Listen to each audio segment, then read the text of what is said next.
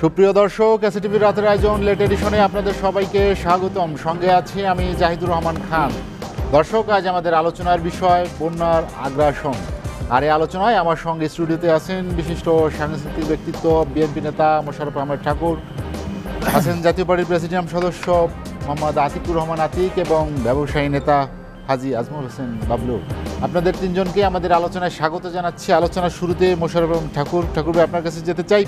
আপনি জানেন যে দেশের 10টি জেলায় এরই মধ্যে বন্যা হচ্ছে। আগরতলার যে বাঁধ, সেটি ডাম্বুর বাঁধ ছেড়ে দেওয়াতে অনেকটা হঠাৎ করেই প্লাবিত হয়েছে অনেক জনপদ। আজকের সর্বশেষ খবর হলো ফারাক্কার 109টি গেটই খুলে দিয়েছে ভারত। আপনার দলের মহাসচিব এরই মধ্যে অভিযোগ করেছেন যে ভারত এই বাঁধ খুলে দেওয়ায় এক ধরনের ফৌজদারি অপরাধ করেছে। আপনি কি মনে করেন? এসএটিভির দর্শক, শ্রোতা, উপস্থাপক, অপর দিব্যজ্ঞ আলোচক সবাইকে ধন্যবাদ। দেখুন, ভারত আমাদের থেকে উজানে। ভারতের সাথে আমাদের অভিন্ন নদীর সংখ্যা হচ্ছে 54টি।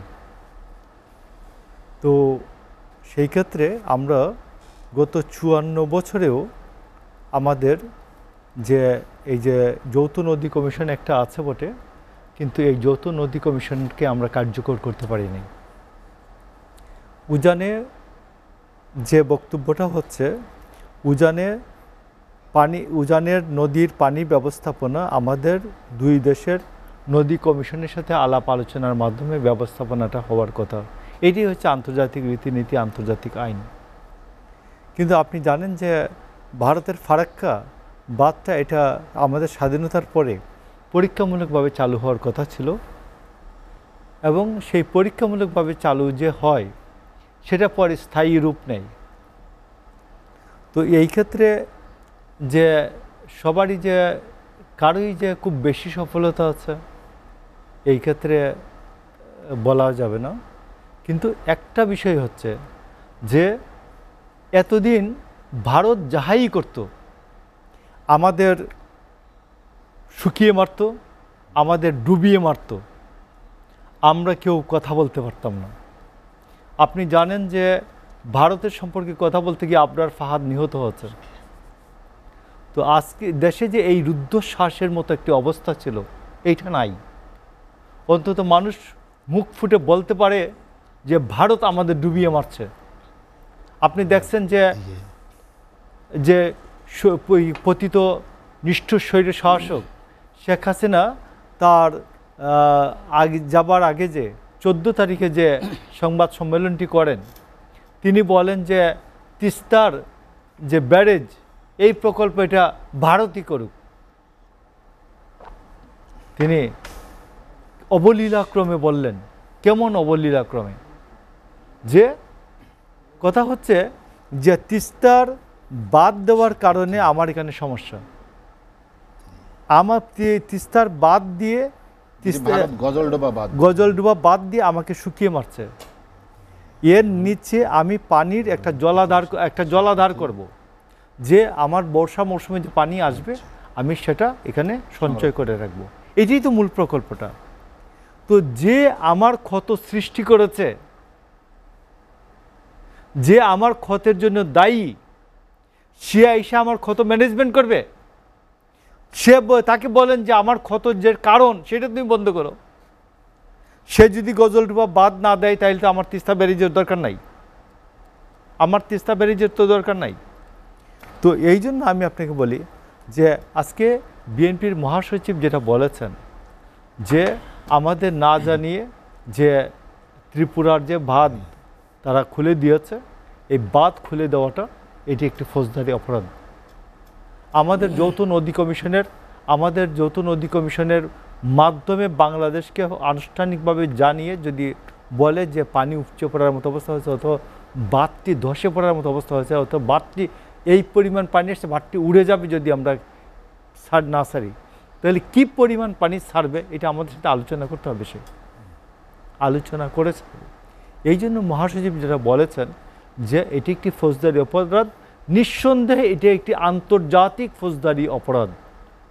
তো এই কারণে আমি বলছি আজকে বাংলাদেশের মানুষ যে জিনিসটা নতুন একটা বাংলাদেশের মানুষের মধ্যে, যেটা গত 15 বছরে বাংলাদেশের মানুষের কাছ থেকে চলে গেছিল।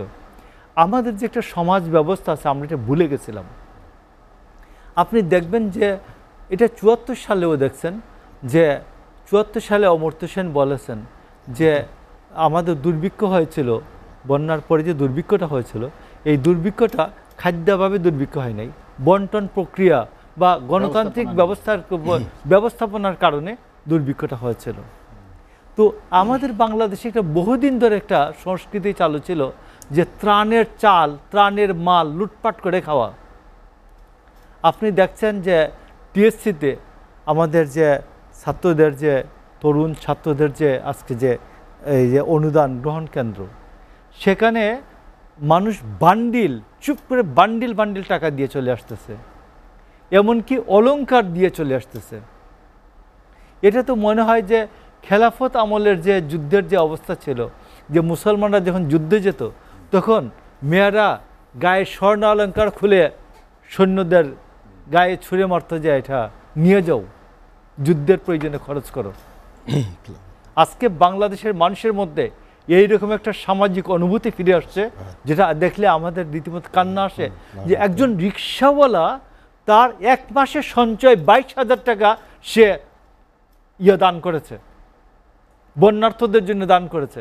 আর ত্রিপুরায় বিজেপির রাজ্য সভাপতি তার মুখ্যমন্ত্রীর ত্রাণ ভাণ্ডারে 10,000 টাকা দান করেছে। এটা হচ্ছে ভারতের সমাজ ব্যবস্থার সাথে আমার সমাজ ব্যবস্থার পার্থক্য হয়ে উঠেছে।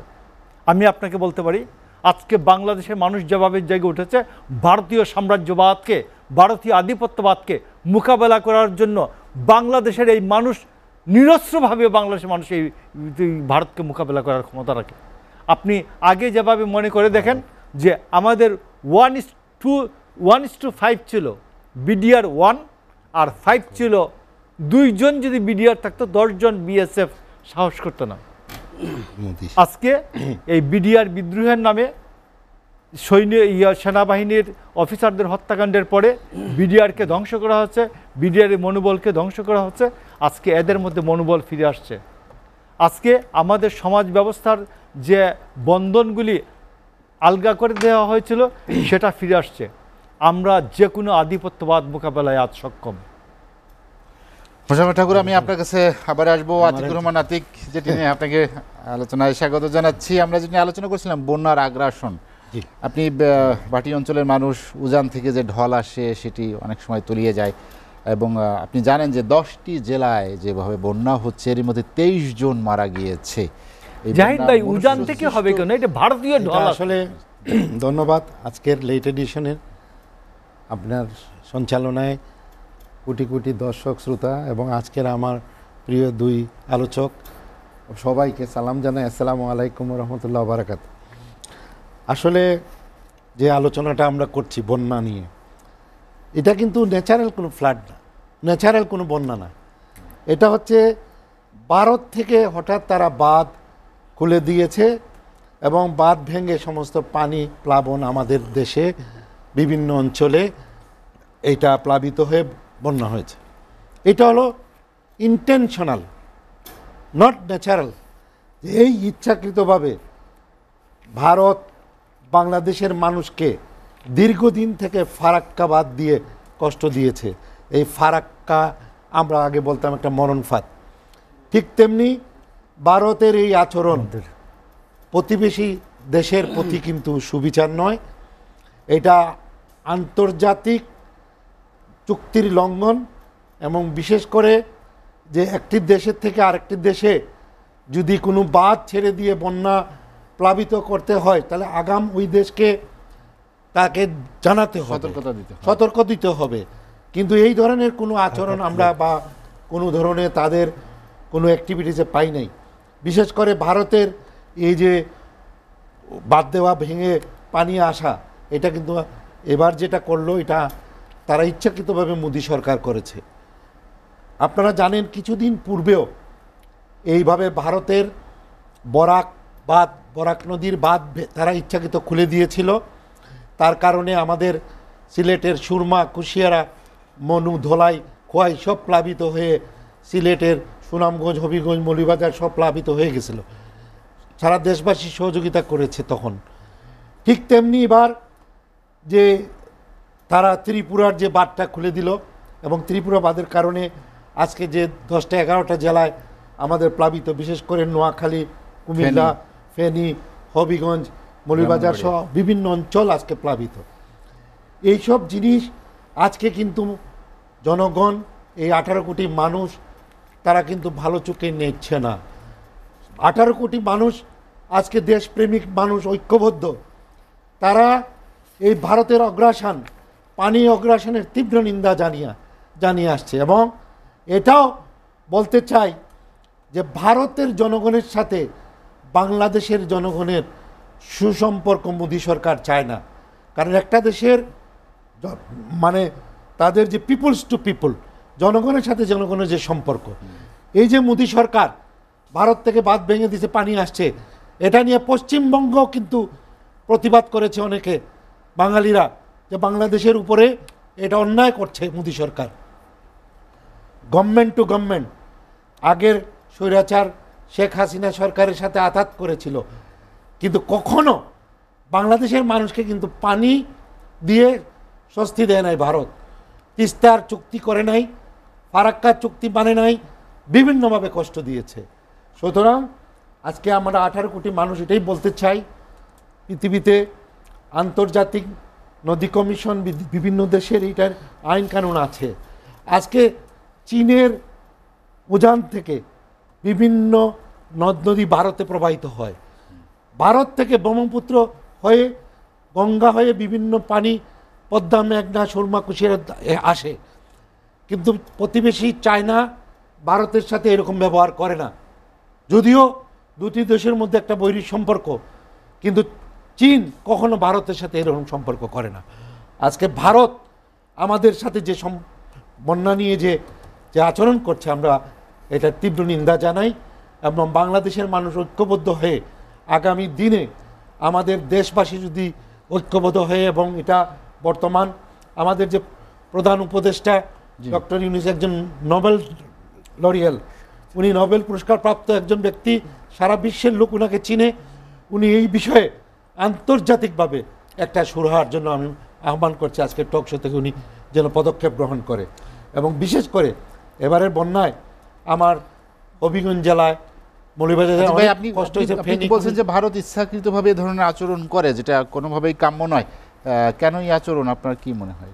শুনেন, ভারত দীর্ঘ গত 15-16 বছর যে সরকার ছিল, যে শেখ হাসিনা সরকারের যেভাবে সুযোগ সুবিধা, যেভাবে তারা বাংলাদেশের থেকে যেভাবে নানান ধরনের ট্রানজিট বলেন, আমাদের করিডোর বলেন, বিভিন্নভাবে তারা অর্থনৈতিকভাবে ফায়দা লুটেছে। কিন্তু এখন দেখছে যে দেশের জনগণ একটা রিভলিউশন করেছে, এখন মানুষ সচেতন হয়ে বিপ্লব ঘটিয়েছে। মানুষ কিন্তু মুক্তিযুদ্ধ করেছিল যে এদেশে খালি শুধু একটা ভূখণ্ডের জন্য নয়, এই ভূখণ্ডের সাথে মানুষ চেয়েছিল তার বাক স্বাধীনতা, মানুষ তার চেয়েছিল যে fundamental right of the constitution article 40, তার মৌলিক অধিকার। পাশাপাশি মানুষ যেটা মূল জিনিসটা চেয়েছিল যে এই দেশের জনগণ তার অর্থনৈতিক মুক্তি। তার অর্থনৈতিক মুক্তির জন্য এই দেশকে পাকিস্তান শোষণ করেছিল, দেখে আমরা স্বাধীন করেছি। কিন্তু দীর্ঘ 16 বছর এই ভারত আমাদের শোষণ করেছে, যার কারণে ভারতের এই শোষণ নীতির কারণে দেশের মানুষ আজকে অতিষ্ঠ হয়ে গত স্বৈরাচার সরকারকে উৎখাত করতে বাধ্য হয়েছে। কারণ গত সরকার তারা নির্দ্বিধায় অনেক কিছুই গোপনে ভারতের কাছে বিলিয়ে দিয়েছে, যেটা এদেশের জনগণ কামনা করে না। আমরা সমাধান চাই। আজকের মানে আতিক, আমি আপনার কাছে আবার আসবো। হাজী আজমল হোসেন বাবলু ভাই, যেটি আতিক ভাই বলছিলেন যে রাজনৈতিক যে প্রেক্ষাপট, সে কারণে ভারত ইচ্ছাকৃতভাবে এটি মনুষ্য সৃষ্ট একটি দুর্যোগ বলছেন তিনি, প্রাকৃতিক দুর্যোগ নয়। ফারাক্কার বাঁধও খুলে দিয়েছে, আরও আশঙ্কা তৈরি হলো কিনা? ধন্যবাদ আপনাকে, ধন্যবাদ আমার সহ আলোচক এবং এসিটিভিকে এই রাত্রবেলা জেগে এই টক শো দেখার জন্য শ্রোতাদের। অ্যাকচুয়ালি আমি খুব মনোযোগ দিয়ে আতিক ভাইয়ের কথাগুলি শুনতেছিলাম। এই কথাগুলি যদি আতিক ভাইরা আরো 16 বছর এই পার্লামেন্টে এরকম বলতেন, তাহলে আজকে আমাদের মনে হয় এরকম না। আতিক ভাই বলতে হবে, আতিক ভাই বলতে হবে একটু। আমি কিন্তু আপনার বলার সময় আমি কিছু বলি না আতিক ভাই, আমি বলি নাই। আপনার বলার সময় আমি একটা শব্দ ব্যবহার করি না আতিক ভাই, কিন্তু বলতে হবে আতিক ভাই। আপনার যে স্পিড দেখলাম আজকে, আপনি যেহেতু আতিক ভাই একজন প্রেসিডেন্ট সদস্য, আপনার যে স্পিড দেখলাম, এই স্পিডটা যদি আপনাদের জাতীয় পার্টির চেয়ারম্যানদের দেখতাম, তাহলে হয়তো এই 16 বছর আমাদের গাড়ি টানতে হইতো না, বা এই এত গুম হামলা মামলা, বিএনপি রাস্তায় নামতে পারে না। এই আজকে এই যে একটার সাথে আরেকটা কিন্তু লিঙ্ক, কোনোটাই আপনি বাদ দিতে পারবেন না। আপনি এই যদি 16 বছরে আপনারা সোচ্চার থাকতেন, তাহলে হয়তো এই 800-900 লোকের মার বুক খালি হইতো না আজকে। যার ফলে এইটা আমি সবসময় বলি ভাই, এরকম হাত পা বাঁধা তো জাতীয়তাবাদীরও ছিল। 14 সালে প্রেসিডেন্ট এরশাদ নির্বাচনে যান না, জাতীয়বাদী তো কোনোদিন হাত মিলাইতে যায়নি। আতিক ভাই প্লিজ হাসপাতালে ভর্তি করেছে। আপনার সময় আসলে বলবেন, 18 সালে নির্বাচনে গেছে, আতিক ভাই বলবেন, সেই সময় বিএনপির সাথে জাতীয় পার্টি গেছে। তাহলে বলেন আতিক ভাই, আপনি বলেন, আমি শুনি আতিক ভাই। আমরা বন্যা নিয়ে কথা বলবো, আমরা তো এবারও যেতে চাই না। যেহেতু আমাকে সঞ্চালক প্রশ্ন করছে যে ভারতে এই প্রশ্নের অ্যানসার যদি আমি না দেই, তাহলে আমি আমার কাছেই মনে হইব আমি অপরাধী একজন। আপনি বন্যার বিষয়ে বলেন। না আতিক ভাই, তাহলে আপনি বন্যার বলতেন। এই যেরকম আমাদের মোশাররফ ঠাকুর ভাই বললেন যে আমরা নিজেরাই হানাহানি করতেছি, কথাগুলি উনি বললেন, ওনাদের কাজটা কি ভাই? না, আমরা এখন আমাদের সময় আসছে সবাই ক্ষুদ্র জ্ঞানের মানুষ যদি আমি জানি যে ফারাক্কা আপনার 26.25 মিটার ধারণ ক্ষমতা পানি, তারপরে 22 হলে বিপদ সীমানা ঊর্ধ্বে চলে গেলেন, 21.25 হলে সতর্কতা পড়ে গেলেন, তাহলে কেন এই যৌথ কমিশনের কাছে এই তথ্যটা ছিল না? আগাম তথ্যটা কেন আমাদের এই সাধারণ নাগরিককে দিল না? যদি আজকে এই তথ্যগুলি আমাদের দিতেন, তাহলে আজকে হয়তো এই 23 জন তো এটা সরকারিভাবে দেখতেছে, আমার মনে হয় আরও বেশি প্রাণহানি গেছে। এই মানুষগুলি কষ্ট করতেছে, এই মানুষগুলি আর কষ্ট করতে হতো না, আগের থেকে একটা অ্যালার্ট থাকতেন যে এই সমস্যা আমাদের পড়তে হতো।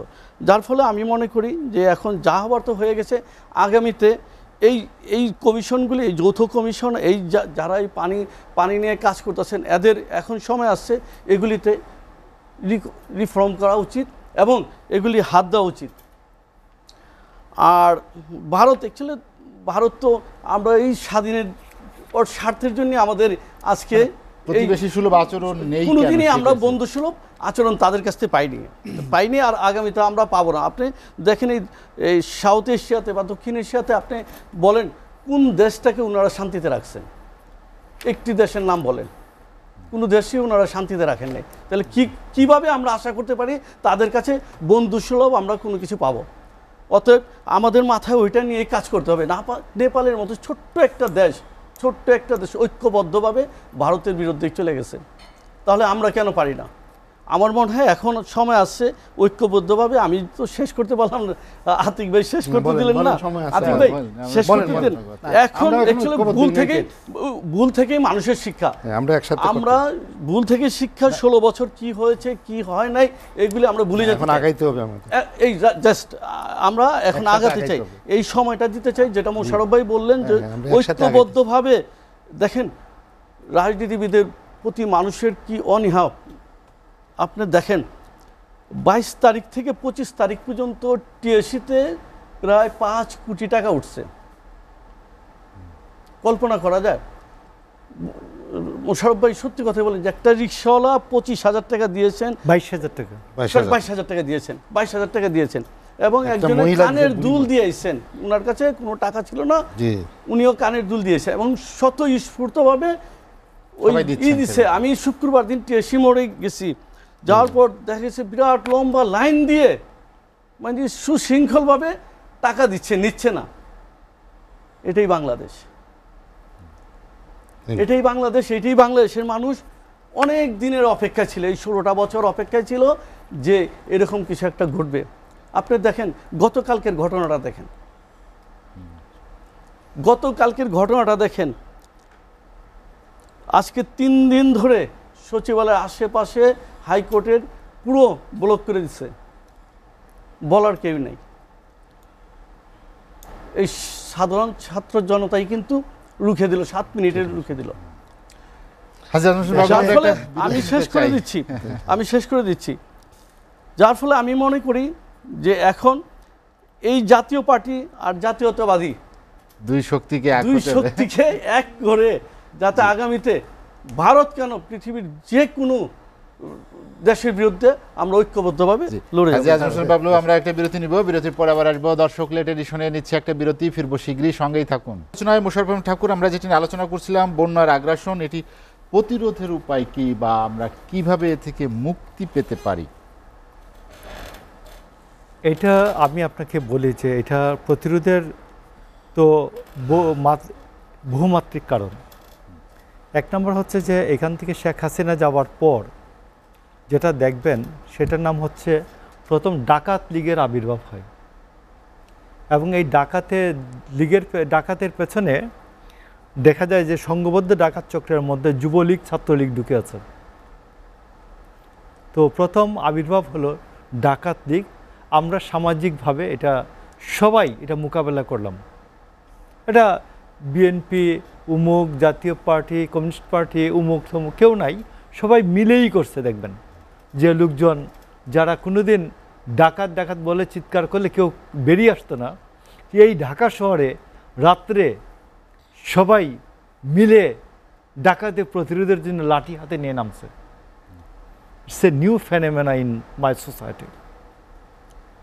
সংখ্যালঘু লীগ, আপনি দেখবেন যে এই শাহবাগে যে এত সংখ্যালঘু হইল, আমাদের ঢাকা শহরে এই পরিমাণ সংখ্যালঘু থাকলে ঢাকেশ্বরী মন্দিরে আমাদের পাহারা দিতে হয়েছে। 2, 3 গেল, 2, 3তে আসি। পানি সন্ত্রাস বা বন্যা সন্ত্রাস, এটা আওয়ামী লীগের জন্য শেখ হাসিনার যে প্রভু ভারত এটা করছে। এবং সর্বশেষ গতকাল আনসার লীগে একজন ধরা পড়ছে, নাম আব্দুল কাদের, আওয়ামী যুবলীগের না কিসের শ্রমিক লীগের, কি শ্রমিক লীগ, কৃষক লীগের। তো আব্দুল কাদের ধরা পড়ছে। তো এই সবগুলো ষড়যন্ত্র বাংলাদেশের মানুষ ব্যর্থ করে দিয়েছে। এখানে প্রফেসর ইউনূস একজন সজ্জন মানুষ, পৃথিবী বিখ্যাত মানুষ।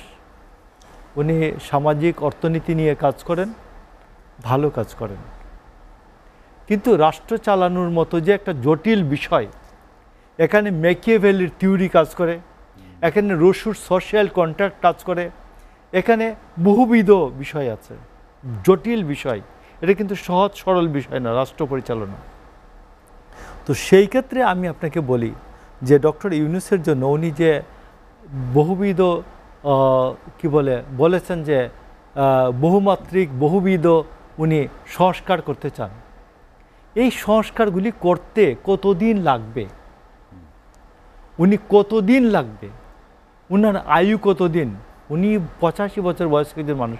এই সংস্কারগুলি, সকল ক্ষেত্রে সংস্কারগুলি করতে আগামী 20 বছর লাগবে। আমার 62 বছর বয়স, আগামী 20 বছরে যদি আমি 82 বছর বয়স পর্যন্ত নাও বাঁচতে পারি, তার আগে তো আমি ভোট দিতে চাই কি না?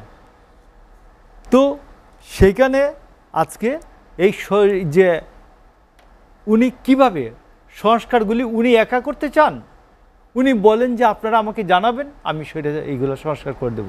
নো, জানানোর এটা একমাত্রিক বিষয় হতে পারে না। আপনি ডায়লগ, আপনাকে সিটে দেওয়া হচ্ছে, আপনি ডায়লগ ওপেন করবেন সংস্কারের জন্য। আপনি আতিক ভাইয়ের পরামর্শ নেবেন, আপনি জাহিদের পরামর্শ নেবেন, আপনি এদের পরামর্শ নেওয়ার দায়িত্ব আপনার। এটা হলো আপনার দায়িত্ব। আমরা 4 জন আলোচনা করে কি আপনাকে জানাই দেবো আর আপনি এটা করে দিবেন, তা না। এটা হচ্ছে রাষ্ট্র পরিচালনার দায়িত্ব, নাম্বার 1। আমি আজকে জাস্ট গত স্বৈরাচারের সময় একটা নষ্ট হয়ে যাওয়া একটা বিভাগ, আমাদের রাষ্ট্রের অন্যতম একটা বিভাগ, তার নাম হচ্ছে জুডিশিয়ারি বা বিচার বিভাগ। আমি এই জন্য একটু আপনার সামনে দেশবাসীর কাছে আলোকপাত করতে চাই। আপনি দেখবেন এই বিচার বিভাগে একজন বিচারকের নাম আছে হাইকোর্টে আখতারুজ্জামান। হ্যার বিরুদ্ধে কিছু বললেই হাইকোর্টে ডাইকা পাঠাইতো যে এই আদালত অবমাননা হয়েছে। এই আখতারুজ্জামান এবং তার আগে ছিলেন আবু আহমেদ জমাদার, এই 2 জনের আদালতে আমি রেগুলার গেছি 13, 14, 15, একবার প্রায় 3 বছর গেছে। আবু আহমেদ জমাদার হচ্ছে খুব রূঢ়। আপনি দেখবেন যে গত ডিসেম্বর মাসে না কি মাসে উনি চিৎকার করে বলতেছিল, আমি এদেরকে ফাঁসি দিতে চাই, এদেরকে আমি বিচারটা করতে চাই। এইটা হলো তার ডায়লগ। আখতারুজ্জামান আপনার সিআরপিসির একটা আছে সাফাই সাক্ষী, জানেন আপনারা সবাই জানেন, এটার জন্য উকিল হইতে হয় না। সাফাই সাক্ষী সে নিতেই দেয় নাই, বলছে 10 জন সাফাই সাক্ষী আনবেন হাইয়েস্ট। এরপর সে সাফাই সাক্ষী ছাড়া এইখানে ম্যাডামের বিরুদ্ধে প্রথম মামলায় রায় দিল, এবং সেইখানে বেগম খালেদা জিয়া 5টা কোয়েশ্চেন রাখছেন যে এই কাজ বলছেন যে ক্ষমতার অপব্যবহার করেছি আমি।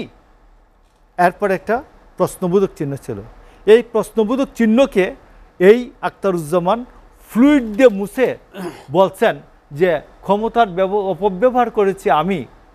তিনি স্বীকারোক্তি দিয়েছেন, স্বীকারোক্তির ভিত্তিতে তাকে 5 বছর সাজা দেওয়া হইল। এই দিস ইজ আখতারুজ্জামান। এরপরে ইনায়েতুর রহমান এবং মুস্তাফিজুর রহমান এদের হাইকোর্টে এসে 5 বছরের সাজাকে 7 বছর করে দিল। উনার সেকেন্ড মামলা হচ্ছে যে Zia charitable trust. Zia charitable trust মামলা হচ্ছে 78 থেকে বিএনপির যে সদস্যদের চাঁদা, এই চাঁদা প্রথম 50 পয়সা, 2 টাকা, তারপর 10 টাকা, এই চাঁদাদের যে বিভিন্ন এবং বিভিন্ন ইলেকশনের সময় যে আমরা যে ফান্ড দেই ইলেকশনের জন্য, যে আমরা যে নমিনেশন পেপারের কেনার জন্য যে জমা দেই, সেই টাকা মিলাইয়া পুরোটা 7 কোটির মতো টাকা। এবং সেই টাকার সাথে শেষে 27 লাখ টাকা পার্টি অফিসে গেছে যে প্রধানমন্ত্রী কার্যালয়ে সেইটাও বিএনপির নেতাকর্মীদের চাঁদার টাকা।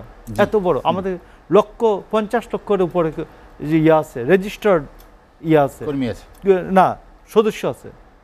তো সেই 27 লক্ষ টাকা, তো সেইখানে আমার লক্ষ লক্ষ কোটি কোটি আছে, আমার সমর্থক আছে। তো সেইখানে 27 লক্ষ টাকা প্রধানমন্ত্রীর রাজনৈতিক সচিবের এপিএস ডক্টর জিয়াউল ইসলাম তিনি জমা দিয়েছেন। ডিপোজিট স্লিপে একজন স্বাক্ষর করতে হয় জানেন, তো সে জিয়া সই দিয়েছে, জিয়াউল ইসলাম। তো দুদক যখন জিজ্ঞেস করলো যে জিয়াউল ইসলাম কি আপনি এই জিয়াউল ইসলাম, তো সে বলছে জি আমি দিয়েছি। তো তাকে বলছে আপনি এটা সাক্ষী হন, বলবেন যে আপনি প্রধানমন্ত্রী আপনাকে এই টাকাটা দিয়েছে, আপনি এই টাকাটা জমা দিয়েছেন। জিয়া বলছে না আমি তো এই টাকা দেই নাই, প্রধানমন্ত্রী তো এই টাকা আমাকে দেন নাই, আমার বস আমাকে বলছেন, আমার বস রাজনৈতিক সচিব বলছেন যে এই টাকা জমা দাও। তাকে করছে অ্যাবর্টার হিসাবে, তাকে দিচ্ছে, চার্জশিটে নাম দিল, আসামি করে দিল। তো একই সময়ে কামাল সিদ্দিকীর পিএস একই রকম কাজের জন্য তিনি আসামি হন, সাক্ষী হচ্ছেন। তো জিয়াকে হাইয়েস্ট পানিশমেন্ট যেটা 7 বছর, বেগম খালেদা জিয়াকে ওই মামলায়, জিয়া চ্যারিটেবল ট্রাস্ট মামলায় 7 বছর সাজা দিয়েছে, ডক্টর জিয়াকেও 7 বছর সাজা দিয়েছে। এবং রাষ্ট্র বেগম খালেদা জিয়াকে যেমনি তার মামলা রায় বাতিল, মামলা কি বলে দণ্ড মওকুফ সব করেছে, জিয়াউল ইসলামকেও ঠিক একইভাবে করেছে, রায় বাতিল এবং এবং সে গতকালকে যখন রাষ্ট্রপতির এই আদেশ হুম স্বরাষ্ট্র মন্ত্রণালয় দিয়েছে, সে যখন করছে কি বলে জমা দিতে গেছে, কি বলে তার নৌপরিবহন মন্ত্রণালয়ে সে পরিচালক ছিল 11 সালে 3rd গ্রেডে, তাকে জয়েন করতে দেয় নাই কমোডোর আরিফ। সে বলছে আমি রাষ্ট্রপতির আদেশ মানি না, এটা কোর্ট থেকে খালাস করে আনেন, কোর্ট থেকে খালাস হয়ে আসেন। আপনি শেখ হাসিনার পতিত স্বৈরাচারের লোকজনগুলি রন্ধ্রে রন্ধ্রে এখনো রয়েছে। তো এই আখতারুজ্জামান, এই আবু আহমদ মজুমদার, এই মুস্তাফিজ, এই খুরশিদ আহমেদ, খিজির হায়াত, শাহিদ নুরুদ্দিন কোনো প্রমাণ ছাড়া যে মামলায় তারেক রহমানকে খালাস দিয়েছে, সেই মামলায় তারেক রহমানকে সাজা দিয়েছে। তো সেই রকম বিচারকদেরকে ডেকে আপনি সংস্কার করবেন? আপনি ইমিডিয়েট, আমি বলছি প্রধান উপদেষ্টাকে, আপনি ইমিডিয়েট লিখিত বলেন যেসব বিচারপতি দলীয় দুষ্ট এদেরকে অবিলম্বে বঙ্গভবনে ডাকেন, ডেকে প্যান্ট খুলে গামছা পরিয়ে বিদায় করে দেন। মোশাররফ ঠাকুর, আমি আপনার কাছে আবার আসবো। আতিকুর রহমান আতিক, আমরা যেটি নিয়ে আমার আলোচনা শেষ করছিলাম কথাটা হচ্ছে স্বৈরতন্ত্রের চূড়াবালির মাঝে মুক্তির পথ খুঁজে পাওয়া যায় না, এবং প্রধান উপদেষ্টাকে এই থিওরি মানতে হবে, স্বৈরাচারের যে চূড়াবালি আছে সেই চূড়াবালির থেকে বেরিয়ে আসতে হবে। মোশাররফ ঠাকুর, আমি আপনার কাছে আবার আসবো। আতিকুর রহমান আতিক, যেটি ঠাকুর ভাই সর্বশেষ বললেন যে মুক্তির পথ খুঁজে পাওয়া যাবে না, এখন আসলে কি আমূল সংস্কার প্রয়োজন কিনা? আসলে শোনেন, আমি যেটা সহজে বুঝি, এই দেশের একজন নাগরিক হিসাবে এবং সাধারণ 18 কোটি মানুষ সকলের কিন্তু একটা প্রত্যাশা যে মানুষ এই যে একটা রিভলিউশন হয়েছে, একটা আন্দোলনের মাধ্যমে 15-16 বছরে একটা স্বৈরশাসকের বিদায় হয়েছে, সেখানে মানুষ কিন্তু প্রত্যাশা করছে, ছাত্র জনতা আপামর মানুষ, যে মানুষের ভাগ্যের পরিবর্তন হবে, মানুষ অর্থনৈতিকভাবে সচ্ছল হবে, এখন মানুষ বাক স্বাধীনতা পাচ্ছে, বাক স্বাধীনতা কথা বলতে পারবে, এবং অতীতে বিগত 50 বছরের স্বাধীনতার পরে যেসব জিনিসগুলা জনগণ বঞ্চিত হয়েছে, এই জনগণ যেন সেই থেকে বঞ্চিত না হয়। এবং সেই ক্ষেত্রে আমি মনে করি যে জনগণের right, People's Republic of Bangladesh, এটা by the people, to the people, for the people, সব কিছু পিপুলের, এই দেশ পিপুলের, এই জনগণ যা বলবে সেইটাই রাইট হতে হবে। সেই ক্ষেত্রে আমরা দেখেছি যে রাজনীতিক সরকার, এক সরকার যায়, আরেক সরকার আসে, আরেক সরকার হয়, একজন গেলে আরেকজন আসে, তারপরে তার বিরুদ্ধে আরেকজন বলে। এবার সাধারণ মানুষ, ছাত্র জনতা সবাই মিলে, এমনকি সব আওয়ামী লীগ এবং 14 দল ছাড়া সকল রাজনৈতিক দল, কিন্তু সকল সুশীল সমাজ, সকল কৃষক শ্রমিক জনতা এক কাতারে চলে আসছে, ইউনাইটেড, যে এই দেশ আমাদের, আমরা দেশকে গর্ব।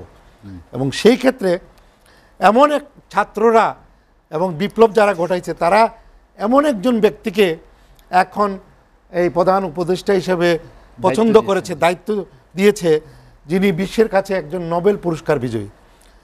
আমি গতকাল যে প্রধান উপদেষ্টা ডক্টর ইউনূস সাহেবের জাতির উদ্দেশ্যে যে ভাষণটা দিয়েছেন শুনেছি, আমি ওনাকে স্বাগত জানাই। ওনার চিন্তাধারা, চেতনা বা উদ্দেশ্য অত্যন্ত মহৎ। আমি এই জন্যই বলবো, আমি একটা পলিটিক্যাল পার্টি প্রতিনিধি, একজন প্রেসিডিয়াম মেম্বার দলের হিসাবে বলতে চাই যে বর্তমান সরকারকে একটা যৌক্তিক সময় দেওয়া প্রয়োজন আছে। কেন? যে রিফরমেশন করার জন্য। কারণ বিগত 15-16 বছরে প্রত্যেকটা স্থানে নির্বাচন কমিশন, প্রশাসন, আইন বিচার বিভাগ, আইন শৃঙ্খলা বাহিনী, এমনকি স্থানীয় সরকারের প্রতিটা রন্ধ্রে রন্ধ্রে দুর্নীতিবাজ এবং তাদের যে চাটুয়া লোকগুলা ঢুকে আছে। এখন শুধুমাত্র একটা নির্বাচন দিয়ে, নির্বাচনের মাধ্যমে একটা পালাবদল হবে, কিন্তু যারা ক্রিমিনাল, যারা দুর্নীতিবাজ, যারা জনগণকে শোষণ করেছে, তারা আবার কালার চেঞ্জ হবে। এখন নীল আছে, পরে আরেকটা ব্লু পরে ফেলবে। সেই জন্য আমি মনে করি যে সব কিছু রিফর্ম করতে হলে নির্বাচন কমিশন, প্রশাসন, আইন বিচার বিভাগ, আইন শৃঙ্খলা বাহিনী, এবং আপনারা দেখেছেন 15 বছর, যেটা আমাদের মোশাররফ ভাই বলেছেন সুন্দরভাবে, উনিও বলেছেন যে এখন কিছু লোক বেরিয়েছে, তারা এসে খালি দাবি দাবা বলতেছে। বর্তমান সরকারের বয়স 15-16 বছর, 16 দিন। এই 16 দিনের মধ্যে দেখবেন 20 দিনের মধ্যে সচিবালয়ে এসে সবাই খালি একটার পর একটা দাবি, একটার পর একটা দাবি। আমি মনে করি যে এই সরকারকে মূল্যায়ন করার এখন সময় আসে নাই। হ্যাঁ, উনি আমার মনে হয় খেয়াল করেছেন মোশাররফ ভাই, গতকালকে উনি ডক্টর ইউনূস সাহেব বলেছেন যে আমরা রাজনৈতিক দল, স্টেক হোল্ডার এবং জনগণ, তারা নির্ধারণ করবে আগামী নির্বাচন কবে দেওয়া যায়, কি করা যায়, এবং সেই জন্য উনি সবার সাথে আলোচনা করবে। এখন মাত্র শিশুকে আমরা হাঁটতে দিলাম, তাকে তো গন্তব্যে পৌঁছার জন্য একটা যৌক্তিক সময় দিব আমরা, এবং সেই সময়টার জন্য একটা রূপরেখা, যেটা বললেন, যেটা রূপরেখা আসতে পারে। আমরা আহ্বান করব যে ঠিক আছে, আপনারা পলিটিক্যাল পার্টি, আপনারা সুশীল সমাজ, বিভিন্ন স্টেকের সাথে কথা বলেন, বলে তাদের সাজেশন দেন, যেটা উনি বললেন, এটাতে একমত আমি ওনার সাথে। কথা বলে সার্বজনীন সবার সাথে থেকে মতামত দেন, তারপরে একটা রোড ম্যাপ দেন এই দেশের জনগণের জন্য। আমার মনে হয় যদি আপনারা ভালো কাজ করেন, জনগণ আপনাদের সময় দিবে, পলিটিক্যাল পার্টিরাও সময় দিবে। তবে এটা ঠিক, এই বিগত সরকারের সময় যে দুর্নীতি, লুটপাট, মানুষের টাকা পয়সা নিয়েছে, আমার ব্যক্তিগতভাবে ক্ষতিগ্রস্ত। পিপুল লিজিং নামে একটা কোম্পানি ছিল, লিজিং কোম্পানি, পিকে হালদার নামে একটা লোক একাই 10,000 কোটি টাকা পিপুল লিজিং থেকে মেরে বিদেশে পালিয়ে গেছে, কানাডা গেছে, তখন ভারতে ধরা পড়েছে। হাজার হাজার লক্ষ মানুষের এই পিপুল লিজিংয়ে টাকা জামানত, কিন্তু তারা টাকা ফেরত পায় না। এরকম বিভিন্ন ব্যাংক, বিমা, বিভিন্ন জায়গা থেকে মেগা প্রজেক্ট, মেগা দুর্নীতি হয়েছে। এখন এই সরকার যদি কালো টাকার মালিক, দুর্নীতিবাজ চিহ্নিত করে এবং এইখান যদি এদেরকে না করে, কারণ একটা ইলেকশন হলো আর একটা পলিটিক্যাল গভর্নমেন্ট এসে তারা যে কাজটা করতে পারবে, এখন যারা আছে তারা কিন্তু অনেক দ্রুত করতে পারবে, এবং সেই এখতিয়ার আছে। সেনাবাহিনীরও জনগণেরও সাপোর্ট আছে। আমরা দেখতে চাই রেজাল্ট। ধন্যবাদ। হাজী আজম হোসেন বাবলু যেটা আতিক ভাই বলছিলেন যে আমরা আসলে ফল দেখতে চাই, বা একটি যৌক্তিক সময় এই সরকারকে দেওয়া উচিত, যেখানে যে রিফর্মগুলো, অর্থাৎ রাজনৈতিক দলগুলো যেখানে ঐক্যমত্যে যেতে পারে না, সেই বিষয়গুলো এই সরকার যাতে করে এবং জনগণের যাতে ভালো হয় সেই বিষয়টাও দেখভালের কথা তিনি বলেছেন। সেই যৌক্তিক সময়টা আসলে কতটা হওয়া উচিত? ধন্যবাদ আপনাকে। অ্যাকচুয়ালি আমাদের একটা প্রবাদ বাক্য আছে না, যে সারা অঙ্গে ব্যথা, মলম লাগাবো কোথায়। আপনি যদি এই গভর্নমেন্টকে সময় না দেন, আমার ব্যক্তিগত ওপিনিয়ন, সবচেয়ে ক্ষতিগ্রস্ত হবে বিএনপি। যদি আপনি এই মুহূর্তে তাড়াহুড়া করে কোনো নির্বাচন দিতে চায় গভর্নমেন্ট, কারণ মোশাররফ ভাইয়ের কথা কিন্তু স্পষ্ট, অনেক কথাই আজকে তুলে ধরলেন মোশাররফ ভাই, যে শুধু আমরা এই ব্যবসায়ী বা মানুষের সবচেয়ে আস্থার জায়গা হচ্ছে বিচার বিভাগ, ওটাও কিন্তু ধ্বংস করে দিয়ে গেছে বিগত সরকার। যার ফলে এখন যদি এই তাড়াহুড়া করে এই নির্বাচনটা দেন, তাহলে কিন্তু এই বিএনপি সেই অনেক জায়গায় হাত দিলেই কিন্তু দেখবেন যে আবার এই আজকে রিকশাওয়ালাদের আন্দোলন চলতেছে, এরকম কিন্তু আন্দোলন আবার শুরু হবে। আমাদের মতো যারা সাধারণ জনগণ আছি, এটার ভুক্তভোগী হবে আমরা, রাজনীতিবিদরা হবে না। যার ফলে আমি মনে করি যে এই সরকারের দিয়ে এই কাজগুলি করে নেওয়া উচিত বিএনপিদের। কিন্তু এই যে এত সংগঠন, এত দাবি দেওয়া, সেগুলোরও তো একটি বড় ধরনের, এটা আমার মনে হয় দ্রুত একটা নীতিমালার ভিতরে এদেরকে আনা উচিত। কারণ এমন কিছু বিগত গভর্নমেন্ট আমাদের রেখে যায় নাই যে ওগুলির থেকে শুধু ভান্ডার থেকে দিতে থাকবে এই সরকার। আপনার যেদিকে হাত দিবেন ওদিকে তো খালি, যেদিকে হাত দিবেন ওদিকেই খালি। কোন জায়গাটা ঠিক রেখে গেছেন এই গভর্নমেন্ট, সব জায়গায় শেষ করে দিয়ে গেছেন, বুঝছেন। মানে শুধু আমাদের যে রেভিডেন্স বা টাকা পয়সা, ব্যাংক, ইন্স্যুরেন্স শেষ করে দিয়েছে তা না, কিন্তু রাজনীতিবিদদেরও নষ্ট করে রেখে গেছেন ওনারা। আপনি চিন্তা করেন কোথায় সেই রাঙা আজকে জাতীয় পার্টির, একটু হইলে দৌড় দিত আপার কাছে, কোথায় সেই রাঙা এখন? তো সবারই তো নষ্ট করে দিয়ে গেছেন। টাকা যারে টাকা দেওয়া পারছে টাকা দিয়ে, যারে গুম কেরা পারছে গুম কেরা এই সরকার। তাহলে কি নতুন রাজনৈতিক বন্দোবস্তের ব্যবস্থা প্রয়োজন কিনা? আমি অবশ্যই মনে করি যৌক্তিক সময় না। এই সরকার যেহেতু আপনার এই কারো আন্দোলনের ফসল না, কিন্তু ছাত্র জনতার আন্দোলনের ফসল, এটা কোনো রাজনীতিবিদের দলের কিন্তু এই সরকার না। অতএব আপনি আজকে ইলেকশন দেন, যদি ছাত্র জনতা দাঁড়ায় আর অন্য কোনো দল দাঁড়ায়, আপনি কে ক্ষমতা ফর্ম করবে বলেন দেখি? কারণ আমরা হইলে বাঙালি হইলে আবেগ কিন্তু এখন কাজ করতেছে আমাদের। অতএব আমি মনে করি যে অবশ্যই একটা সময় দিবে, রাজনীতিবিদরাই রাজনীতি করবে এবং নির্বাচনের মাধ্যমেই এই দেশের ভাগ্য নির্ণয় হবে। যার ফলে এই সময়টা আমার মনে হয় একটা লম্বা সময় দেওয়া উচিত, এবং তাড়াহুড়া না করাই বিএনপির জন্য আমার মনে হয় মঙ্গল হবে। মোশাররফ ঠাকুর, আপনি বলছিলেন সংস্কারের কথা, বিচার ব্যবস্থার কথা। আপনি জানেন যে সম্প্রতি সময়ে মাননীয় প্রধান উপদেষ্টার জাতীয় উদ্দেশ্যে ভাষণের কথা বলেছেন আতিকুর রহমান আতিক, সেখানে তা নিয়ে আপনার দলের মহাসচিব একটি প্রতিক্রিয়া দিয়েছেন। নির্বাচন রোডম্যাপ নিয়ে একটা ধোঁয়াশার কথা তিনি বলেছেন, ক্লিয়ার হয়নি, বিভিন্ন দাবি দেওয়া আসছে, সেগুলো থেকে কিভাবে বেরিয়ে আসবে এই সরকার? আমি এই বিষয়ে আমার বক্তব্যটা খুব স্পষ্ট। আমরা বন্যা মোকাবেলা করব, আমরা সংস্কারের যে বিষয়গুলি এইগুলোতে সরকারকে সম্পূর্ণরূপে পতিত স্বৈরাচার ছাড়া বাকি সবাই সহযোগিতা করার জন্য একেবারে মুখিয়ে আছে এবং করছে। থানা শহর থেকে 10 কিলোমিটার দূরে মন্দির রক্ষার জন্য ওইখানে ছাত্র জনতা কাজ করে না, এখানে রাজনৈতিক দলগুলি কাজ কর্মীরাই ছিল, এইখানে জাতীয় পার্টি কাজ করছে, বিএনপি কাজ করছে, জামাত কাজ করেছে, সবাই কাজ করেছে।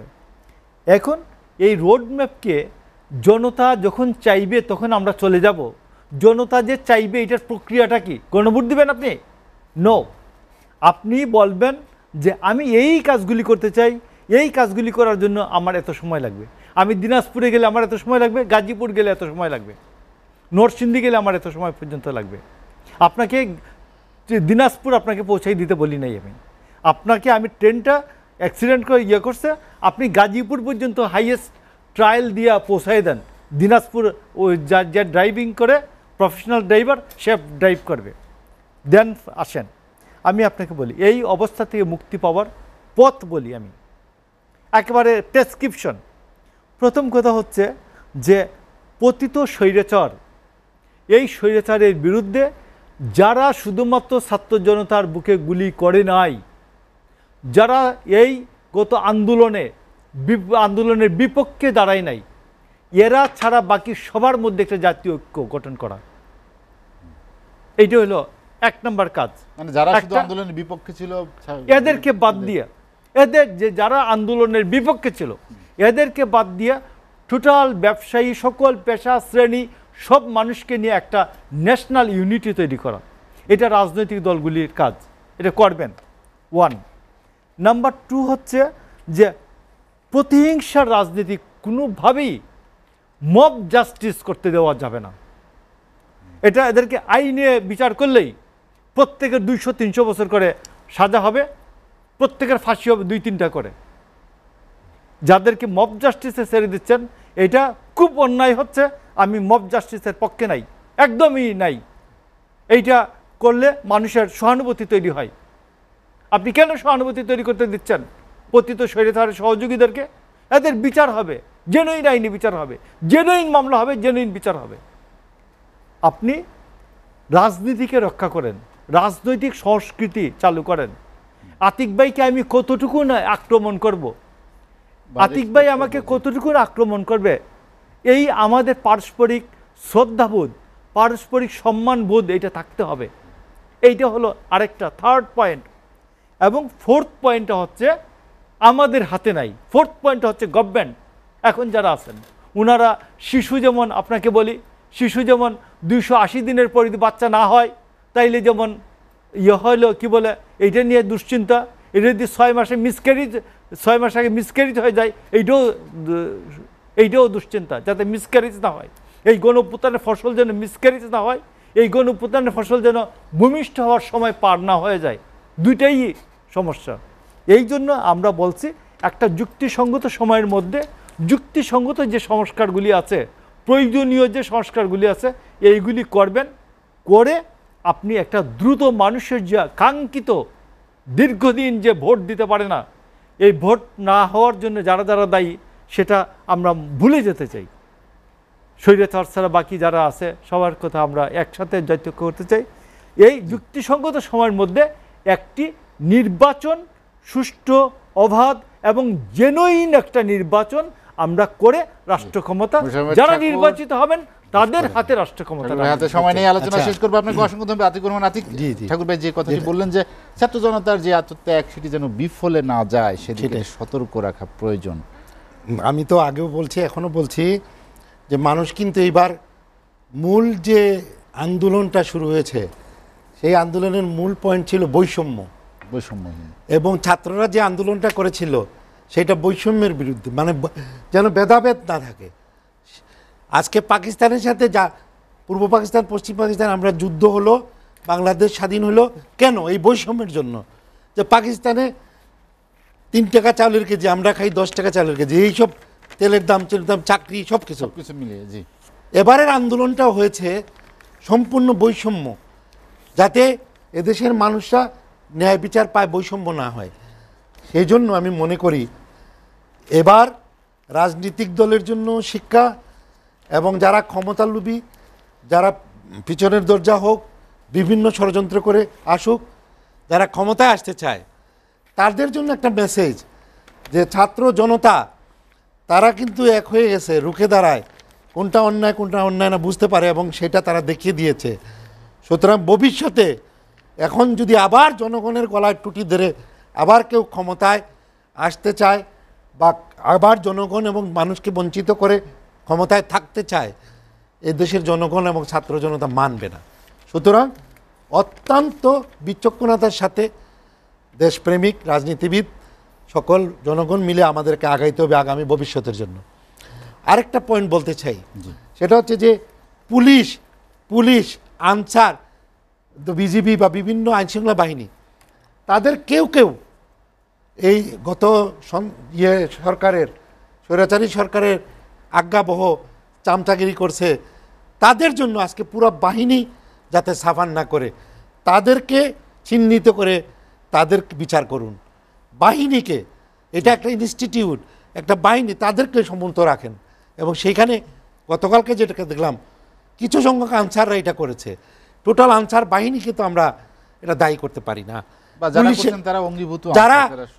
যারা এটার সাথে জড়িত তারা সবার বিচার হোক। ঠিক তেমনি এবার পুলিশের ব্যাপারেও, পুলিশের যারা স্বৈর সরকারকে এবং জনগণের বিপক্ষে গেছে তাদেরকে, এবং যারা এদেশের মানুষকে শোষণ করে কোটি কোটি টাকা পাচার করছে এবং এখনও যারা বহাল তবিত বাংলাদেশে আছে শোষণ করে, তাদের টাকাগুলো ফেরত আনেন, এই টাকাগুলো জনস্বার্থে কাজে লাগান। আর সবচেয়ে বড় জিনিস হলো লেভেল প্লেইং ফিল্ড তৈরি করতে হবে, যেটা আর আমাদের যে তত্ত্বাবধায়ক সরকার যেটা ছিল ওইটাকে আবার পুনর্বহাল করতে হবে। কারণ যেই নির্বাচন হবে আমরা দেখেছি যে যেগুলো তত্ত্বাবধায়ক সরকার অধীনে হয়েছে অনেকটা গ্রহণযোগ্য হয়েছে। সব মিলে আমার কথা হলো আমরা একটা অর্থনৈতিক মুক্তি চাই। আপনাকে অসংখ্য ধন্যবাদ হাজী আজম হোসেন বাবলু। বাবলু ভাই, ছাত্র জনতার যে অভ্যুত্থান, তার থেকে যে বার্তা, সেই বিষয়গুলো কি রাজনৈতিক দলগুলোর মধ্যে উপলব্ধিতে আসছে কিনা আপনার মনে হয় কি এই কয়েকদিনের আচরণে? আমার কাছে মনে হয় না, কারণ খুব রাজনৈতিক দলগুলি খুব তাড়াহুড়া করতেছেন। আপনি এই তাড়াহুড়া করলে, যেটা আতিক ভাই বললেন যে এত তাড়াহুড়া করলে এই যে প্রশাসনের ভিতরে ঘাপটি মারা কিছু লোক যে ঢুকে আছে, এগুলি কিন্তু প্রশ্নবিদ্ধ করবে। এই বিপদে বিএনপি এই ফাঁদে পাড়া দেবে। আপনি দেখেন, আমি একটা পরিসংখ্যা বলি, গত 15 বছরে আনসার নিয়োগ হয়েছে 42,000, 13,000 আছে গোপালগঞ্জের, 13,000 গোপালগঞ্জের নিয়োগ আছে। আপনি দেখেন, গতকাল যখন ওরা বিদ্রোহী ঘোষণা বা আন্দোলন শুরু করলো, একটা পক্ষ কিন্তু মাইনা নিছে, ভিতরে গিয়ে মাইনা বাইরে চলে গেছে এবং বিচিহ্ন দেখেছে ভিতরের থেকে। যখন স্বরাষ্ট্র উপদেষ্টার সাথে সবাই মিলে মিটিংটা করলো, সচিবালয়ের থেকে কিন্তু বিচিহ্ন দেখালো যে আমরা সাকসেসফুলি করে গেলাম। কিন্তু আরেকটা পক্ষ কিন্তু বাইরে ওই আন্দোলনটা মানে নাই। তাহলে আমরা ধরে নিব এই যে 13,000 যে আনসার ছিল, আর এই মোশাররফ ভাই যে বললেন যে শ্রমিক লীগের একজন নেতাও ওই আন্দোলনের নেতৃত্ব দিয়েছে, এবং আমরা আজকে বিভিন্ন সোশ্যাল মিডিয়াতে কিন্তু আমরা দেখছি। তো এই জন্য আমি মনে করি যে এই যে ছাত্র জনতার যে আন্দোলনটা হইল, এই আন্দোলনটা কিন্তু বিফলে যাব, যেটা নাকি আমরা এরশাদ পতনের সময় দেখছি বা আপনার এই 111-এর সময় দেখছি। এইটা কিন্তু আমার মনে হয় এই আরেকটা প্রশ্নবিদ্ধ তৈরি হয়ে থাকবে, যার ফলে আমি মনে করি যে বিএনপি অনেক একটা বড় দল এবং বৃহত্তর একটা দল, এবং এখানে অনেক ভালো ভালো লোক আছে কাজ করার মতো, অনেক পুরান নেতারা আছে। আমি বলে শেষ করতে পারবো না, বিএনপির অনেক নেতার নাম বলে শেষ করতে পারবো না। অনেক লাঞ্ছিত, বঞ্চনা, অনেক কিছু সহ্য করার পর কিন্তু কাঠ খোঁড়ার মতো এই দলটা ধরে রাখছে। আমরা মনে করছি এই দলটা অনেক আগে 5-6টা টুকরো হয়ে যাবে, কিন্তু এই দলটা কিন্তু হয় নাই। এতেই বোঝা যায় এই দলটা ঐক্যবদ্ধ আছে। এবং এত কিছু হওয়ার পরও আপনারা দেখবেন ঢাকা বাদ দিয়ে পুরো বাংলাদেশে কিন্তু ওনাদের যত প্রোগ্রাম হয়েছে প্রত্যেকটা প্রোগ্রাম কিন্তু সাকসেস। এবং 4 দিন আগে এসে মাঠ দখল করে, মাঠে রাত্রি যাপন করে ওরা কিন্তু এই সম্মেলনগুলি করছেন। একমাত্র ঢাকাই পারেনি। ঢাকা যেটা আমাদের আতিক ভাই পারেনি বললেন না, পারেনি যে না, মানে দেয় নাই তখন সন্ত্রাস ঢাকা যেটা আতিক করতে ভাই দেওয়া বললেন হয়নি, যে দেয় নাই। ঢাকায় যে গাপটি মারা কিছু লোক ছিল যেটার সংখ্যা অল্প হলেও কিন্তু খুবই শক্তিশালী ছিল, যার ফলে এই 5-7 জন 10 জন আন্ডারে যে 500-700 লোক ছিল ষড়যন্ত্রকারী। এই লোকগুলি এই বিএনপির এই কাজগুলি করতে দেয়নি। আমরা তো এগুলি দেখছি যে একটা হুইসেল বাজিয়েছে পিটায় পাটায় ওই ইয়ের ভিতরেতে পার্টি অফিসের ভিতরেতে কিছু লাঠি সোটা কিছু চাউলাই না দেখাইছে যে বিএনপি এই অস্ত্র পাইছি ওই অস্ত্র পাইছে। তো এটা কি মানুষ বিশ্বাস করছে আপনি মনে করেন? কোনোদিনই বিশ্বাস করেন এই মানুষ এই অস্ত্র তাহলে আলোচনা এই শেষ ধরনের- করতে চাই। যার ফলে আমি মনে করি জাহিদ ভাই একটা যুক্তিক সময় অবশ্যই এই মানে সরকারকে সময় দেওয়া উচিত এবং তারা ভালোভাবে সময় দেওয়া উচিত সংস্কারগুলো এবং করার পরেই প্রধান উপদেষ্টা একটি সুষ্ঠু নির্বাচন অবশ্যই এই আয়োজন করা উচিত। আবারও জি। বড় বড় দলগুলি জাতীয় পার্টি আছে হাজী আজম BNP হোসেন বাবলু, আছে, এদেরকে নিয়ে আলোচনার মাধ্যমে একটা আপনাকে নির্বাচন- অসংখ্য ধন্যবাদ মোশাররফ ঠাকুর এবং মোহাম্মদ আতিকুর রহমান আতিক, আপনাদেরকে অসংখ্য ধন্যবাদ। দর্শক জানিয়ে রাখি লেট এডিশন পুনঃপ্রচার হয় সকাল 8টায়। আজ এ পর্যন্তই। ভালো থাকুন, সুস্থ থাকুন, এসএটিভির সঙ্গেই থাকুন।